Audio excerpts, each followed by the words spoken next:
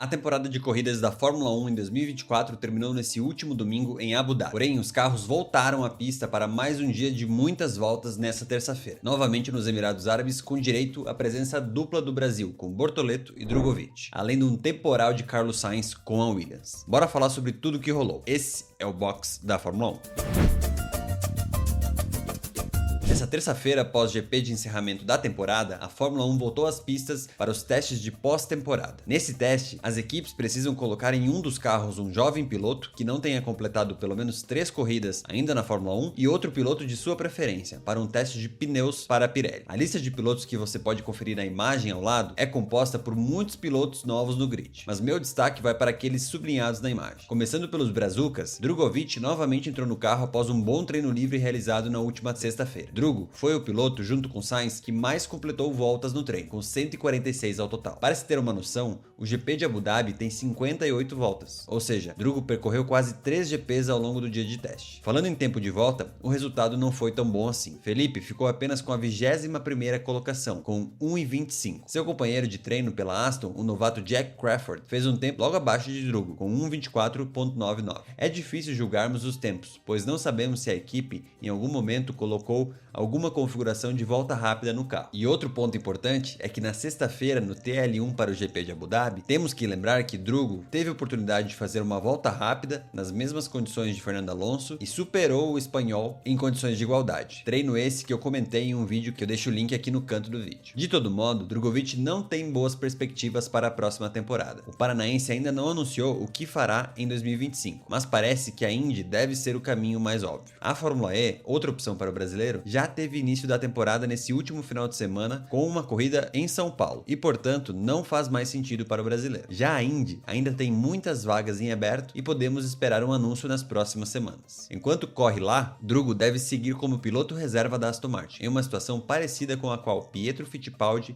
viveu no atual ano com a Haas. Falando agora de Bortoleto, o mais novo campeão da Fórmula 2 andou pela primeira vez no carro verde da Sauber. Borto completou impressionantes 130 voltas e marcou o 18º melhor tempo, andando atrás de Hülkenberg, que também estreava pela equipe suíça e marcou o impressionante 4º tempo. Para efeito de comparação, a volta de Hülkenberg está no mesmo 12º que a volta de Guan Yu Zhou no Qualify de Abu Dhabi desse ano, porém meio segundo atrás da volta de Bottas, que classificou em 9º nesse último final de semana no seu melhor desempenho com a Sauber na temporada. Já a volta de Bortoleto foi bem pior, ficando a quase 1 segundo da volta de Hülkenberg. Porém, um ponto é importante. A repórter da UOL, Juliane Serrazoli, comentou após os testes que Gabriel não conseguiu completar nenhuma volta rápida no treino, pois nas únicas 2 tentativas que fez, com pneu e setup para a volta rápida, o brasileiro teve que abortar, uma por problemas no carro, quando o DRS não abriu na reta, e outra porque quando estava completando a volta, no terceiro setor, teve bandeira vermelha na pista. Ou seja, de fato, o Bortoleto nem fez voltas rápidas no treino, com pneus macios e bateria no máximo, para termos uma comparação real com o tempo de Hülkenberg. Sendo assim, essa análise terá que ficar apenas para os testes de pré-temporada no Bahrein em fevereiro do ano que vem. Além disso, vale também comentar que os pneus de Hülkenberg eram diferentes dos de Bortoleto. Enquanto o Borto fazia o teste de jovem piloto com os compostos do atual ano, Hülkenberg já testava os pneus de 2025 da Pirelli. Não há informações quanto às diferenças técnicas entre os pneus, se um será mais rápido do que o outro ou não, mas de fato são diferentes, o que poderia distorcer também a nossa análise. Antes de seguir para os próximos pilotos, confere na descrição os links promocionais para artigos de Fórmula 1. Tem camiseta do Senna, boné da Ferrari, miniatura da Mercedes e muito mais. Se liga e ajuda o projeto do box a seguir forte. Mas falando agora dos demais pilotos, Carlos Sainz teve um dia agitado com a Williams. Como já comentei, Sainz completou 146 voltas e foi o centro das atenções nos treinos de pós-temporada. Além da quantidade impressionante de voltas, Sainz também foi um destaque em tempo de volta. O espanhol cravou 1:23.6, tempo 2 décimos mais rápido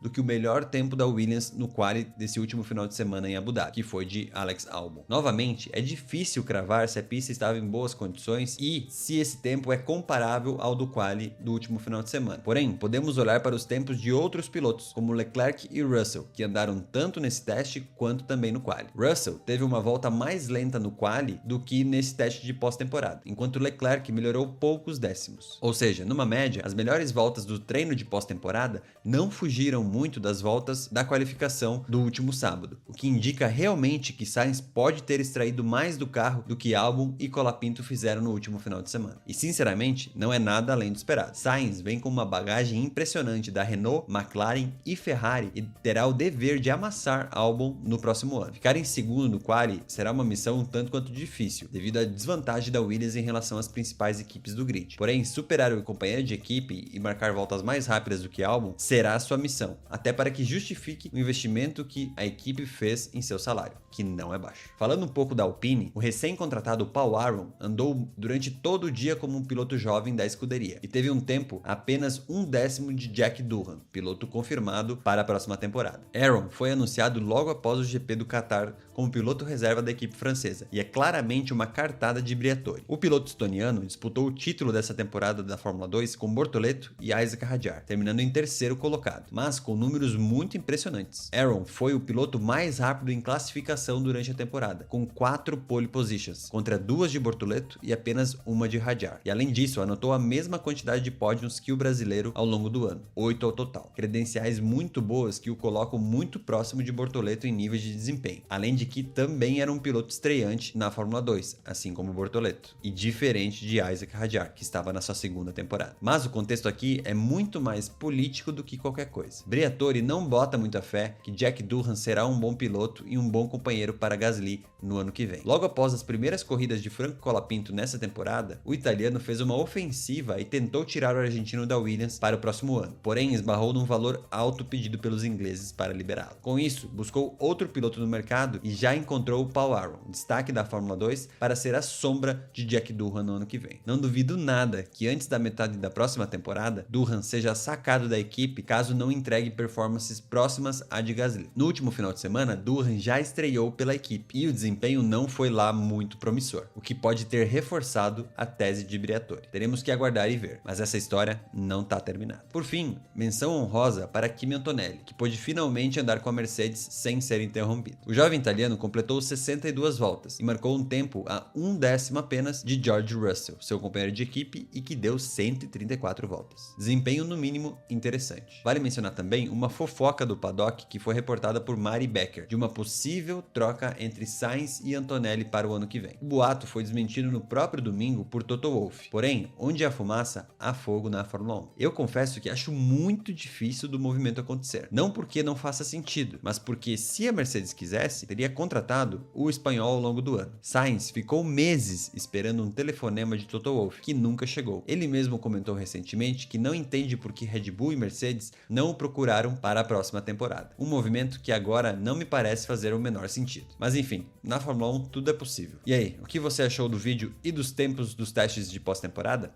Comenta aqui. E se curtiu o vídeo, não se esquece de se inscrever no canal para não perder os próximos. Um abraço e até mais.